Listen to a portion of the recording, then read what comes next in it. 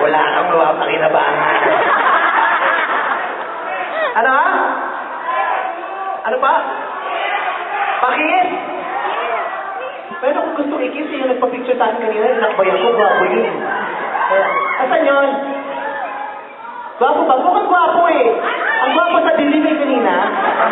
Naliwanag, gwapo din yan? Oo. Kuya, upo ka naman at nahihiya naman ako sa'yo. Ikaw parang nakakakawi ng kondisyon. Okay ka lang dyan? Hindi ko malam ako nanonood ko, dumudumi ka dyan. Pwede nakatang-tabo itong mamang sa... Gwapo, ano? Nakakainis, hindi ko makita yung mga tao sa likod. Parang...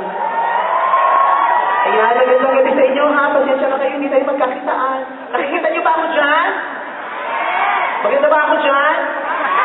Pag malayo talaga maganda ako. Diyan lang kayo ha. Kaya alis ko, huwag pumunta sa harap. Okay? Kaloka. Magpapasalamat ko ako sa pagpunta ninyo rito at ako rin nagpapasalamat ako at sumabot ako.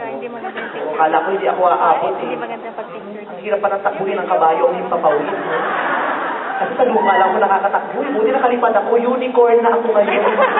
Pegasus lang pangalan ko. Hindi ako basta-basta kabayo lang. Nakakaloka. Buti naman maraming tao, maraming Pilipino meron dito.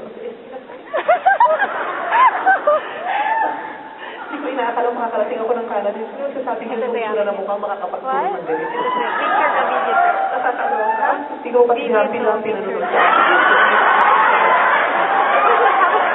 Ang bata ako, binabasa lang kita sa dito.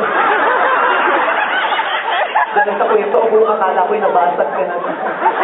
Pero buo ka pa pala at may hawak ka pang camera. Buong itlog ka pa rin. Magandang gabi.